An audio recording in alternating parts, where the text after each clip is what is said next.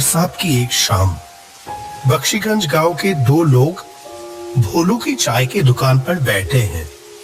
उनके चेहरों से साफ दिख रहा था कि वो लोग काफी उदास है आज। जहां ये सभी लोग मिलके भोलू की चाय 2-3 कप पी जाते हैं, वहां कोई आज 1 कप चाय तक नहीं पिया। हर कोई गांव की मौजूदा समस्याओं को लेकर बहुत विचलित है। इसी बीच गांव की वर्तमान हेडमास्टर कैलाश उपाध्याय भोलू के चाय की दुकान पर आ पहुंचे।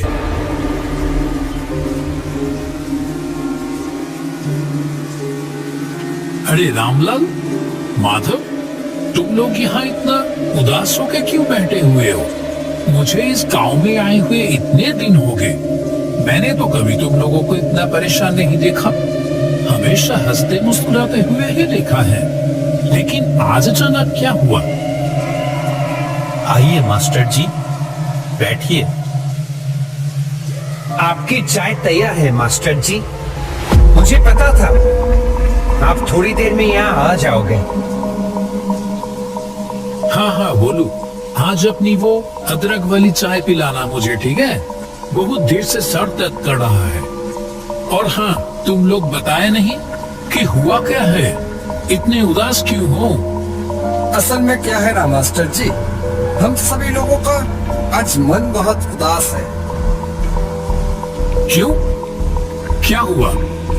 इतने खूबसूरत गांव के लोगों के साथ घुलने मिलने से किसी का भी मन बेहतर हो जाएगा, लेकिन उन्हीं लोगों को आज अचानक क्या हुआ? आप तो जानते ही हो मास्टर जी कि हमारे गांव में कोई अस्पताल नहीं था। कोई भी बीमार होता था तो उसको 2 गांव पार 10 मील दूर जाना पड़ता था। अस्पताल पहुंचने से पहले ही तो कितनों की मौत हो गई। इसीलिए हम सभी मिलके अपने पैसे बचा के इस गांव में एक अस्पताल बनवाया।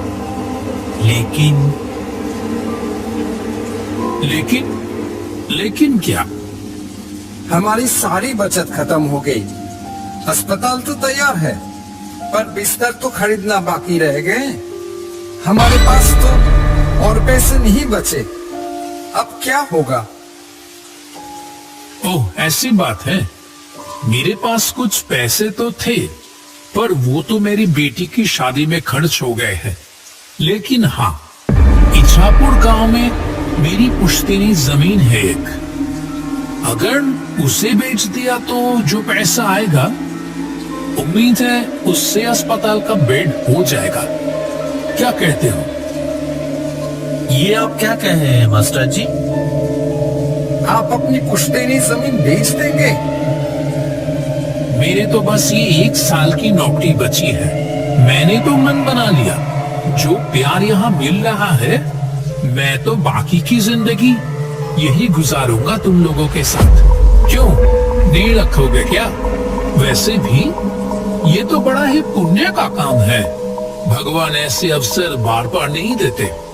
रामलाल, माधव और भोलू की आंखों में जैसे आंसू आ गया हो। तीनों ने हाथ जोड़कर कैलाश मास्टर का शुक्रिया अदा किया। अरे ये क्या कर रहे हो? अच्छा सुनो, हम लोग कल ही निकल जाएंगे। काफी समय से कुछ लोग मुझसे वो जमीन खरीदना चाहते थे। देखते हैं, अगर इस बार बात हुई तो उनको ही बेच देंगे। अगले दिन सुबह कैलाश, रामलाल और माधव इछापुर गांव की ओर चल पड़े।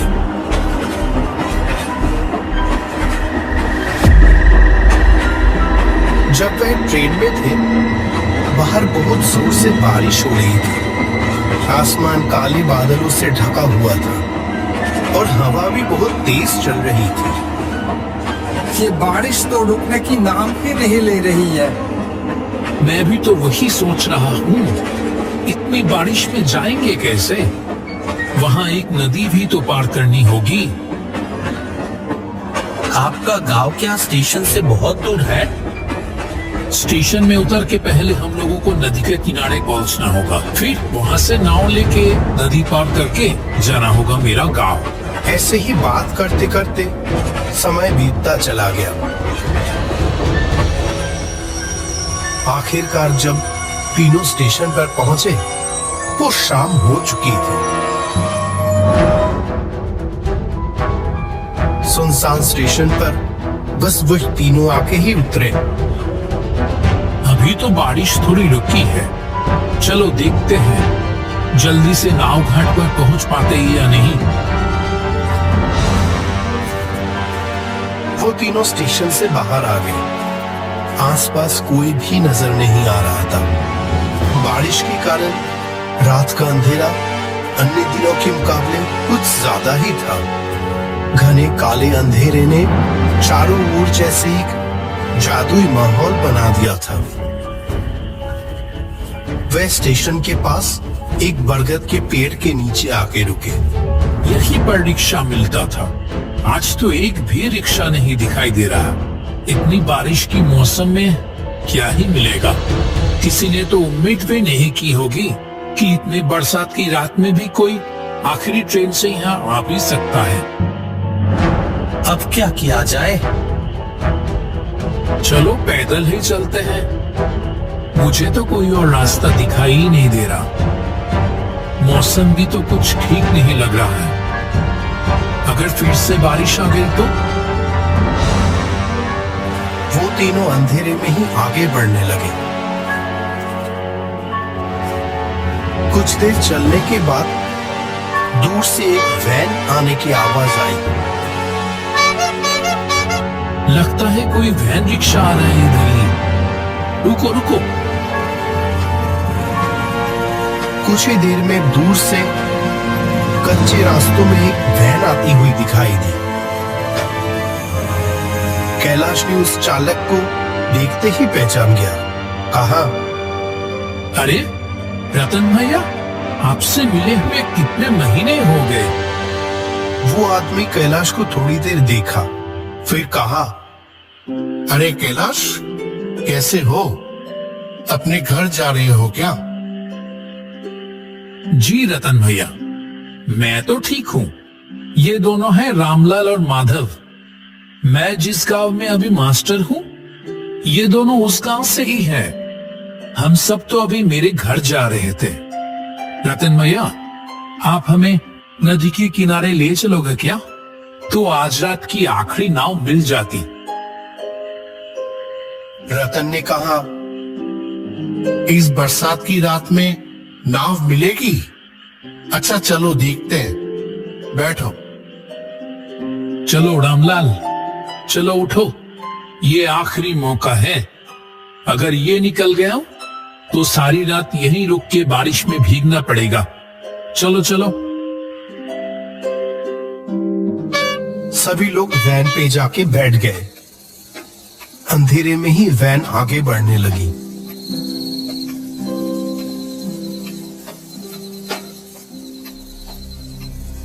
कुछ देर बाद कैलाश ने रतन से पूछा, आपकी तो इतनी उम्र हो गई रतन भैया, फिर भी आप अभी भी वैन चलाते हो। आपको तकलीफ नहीं होता? तकलीफ? हाँ, होता था पहले, अब नहीं होता है। पहले होता था, अब नहीं होता है। इसका क्या मतलब है? वो कुछ नहीं। तुम तो बहुत दिनों बाद इछापुर गांव आए हो। हम लोगों को तो भूल ही गए हो तुम।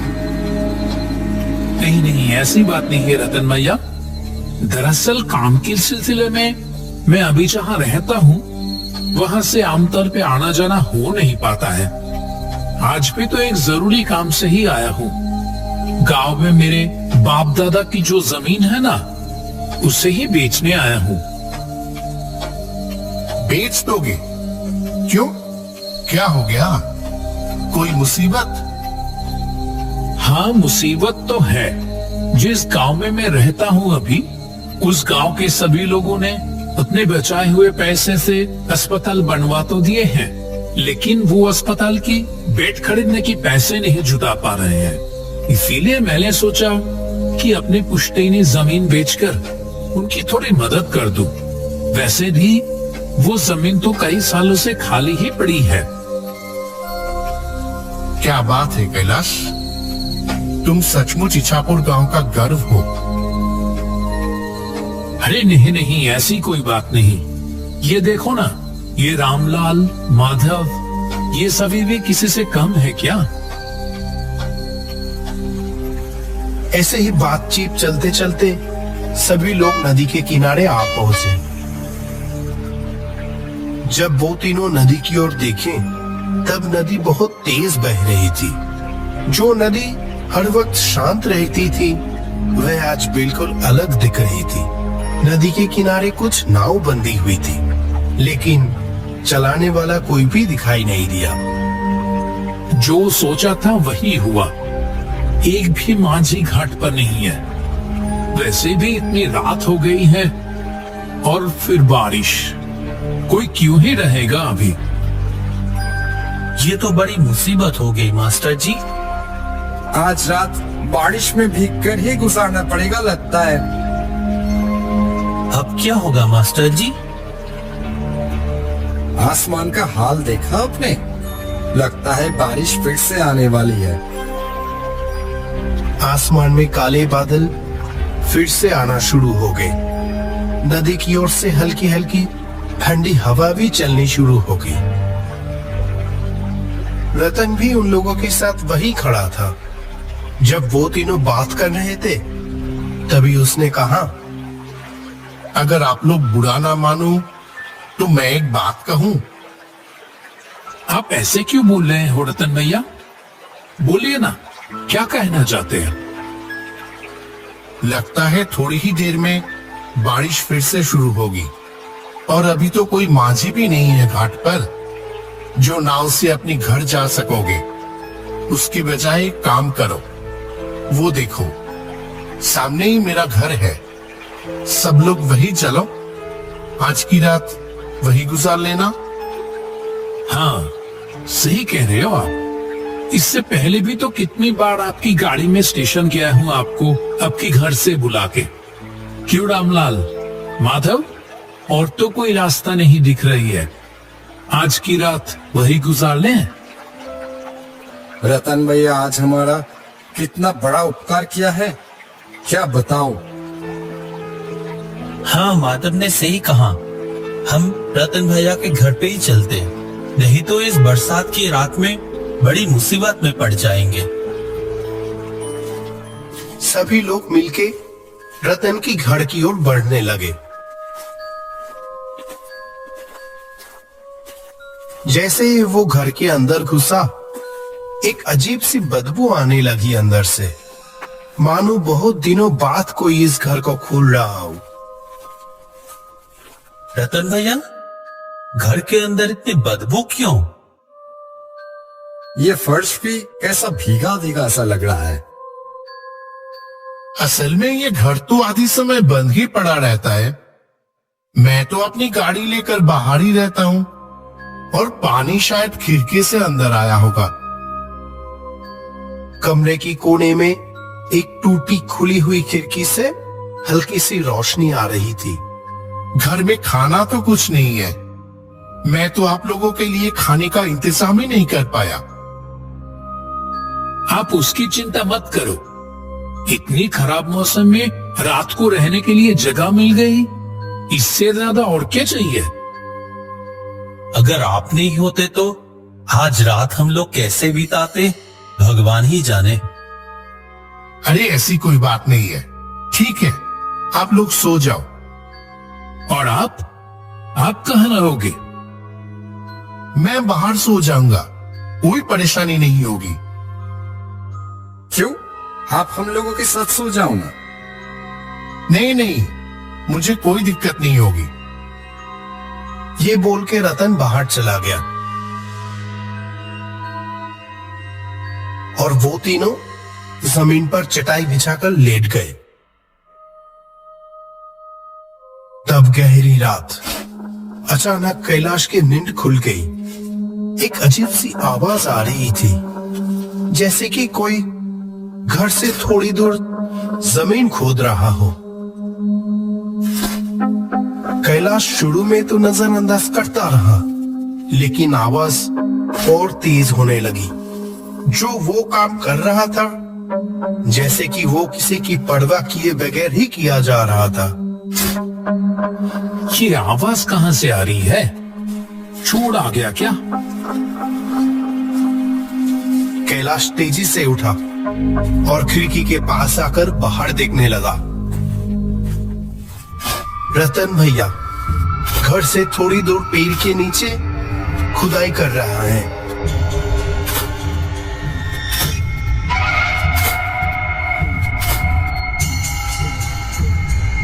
माधव, रामलाल, उठो, जल्दी उठो। मुझे यहाँ कुछ ठीक नहीं लग रहा है। रामलाल और माधव दोनों नींद से जाग गए। कैलाश ने दोनों को खिड़की के पास बुलाया। अरे, रतन भैया कहाँ गया? अभी तो यहीं पर थे।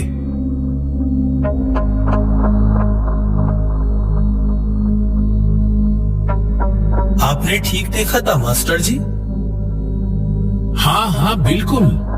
चलो तो बाहर। वे तीनों घर के पीछे वाले पेड़ की ओर चल दिए। ये देखो, यहाँ पेड़ के नीचे जमीन पर कुछ है लगता है।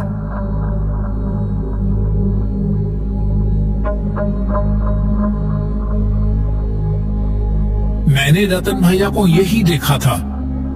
लगता है मानो जैसे कि वो चाह रहे थे कि मैं नींद से उठकर ये देखूं।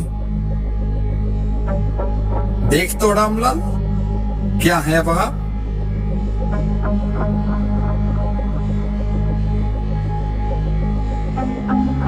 मिट्टी को हाथ से थोड़ा हिलाने पर रामलाल को पैसों से भरी हुई एक कलश दिखाई दी। अरे, इसके अंदर तो बहुत सारे पैसे हैं। सच में? लेकिन ये है किसके? रतन भैया अभी कहाँ चले गए? ठीक है, वो दूसरों की पैसे है, उसकी हमें जरूरत नहीं। वो जैसे था उसको वैसे ही रख दो अच्छे से और चले आओ वहां से। ठीक उसी वक्त वो पेड़ जैसे हिल उठे। तीनों ने ऊपर देखा तो वहां लंबे पैरों वाला एक भयानक चेहरा बैठा हुआ था।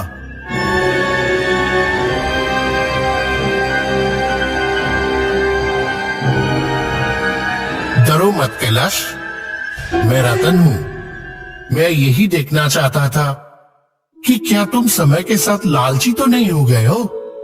तुम सच में गांव का गढ़ हो कैलाश। तुम चाहते तो ये पैसे आसानी से ले सकते थे, और मैं अकेला बूढ़ा आदमी तुम तीनों के सामने तो टिक भी नहीं पाता। चाह तुम्हें पैसों की इतनी जरूरत है और यहाँ इतने सारे पैसे हैं। लेकिन आप? मैं 1 साल पहले ही मर चुका हूं। एक दिन मैं अपनी वैन लेके लाइन के उस पर जा रहा था। ऐसे में एक ट्रेन आके, छोड़ो उस बात को, मैं मर तो चुका हूं, लेकिन मेरे बचाए हुए पैसों की वजह से मुझे मुक्ति नहीं मिल रही थी।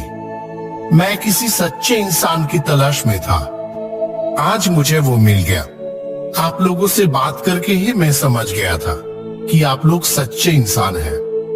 मैं थोड़ा जांच लिया बस। ये पैसे ले जाओ और अस्पताल के लिए लगा दो। तुम्हें अपना पुश्तैनी जमीन बेचने की कोई जरूरत नहीं है कैलाश। यहाँ जो पैसे हैं उससे अस्पताल का काम पूरा हो जाएगा। रतन भैया, अब मुझे मुक्ति मिलेगी। आप सब लोग अच्छे से रहना। ये कहते हुए रतन का भयानक चेहरा हवा में गायब हो जाता है। वो तीनों बस पैसों से भरे हुए कलश को देखते रह गए। बारिश की रात एक भूतिया घर में बिताए हुए वो पल उन लोगों के मन में पूरी तरह से कैद होके रह गया।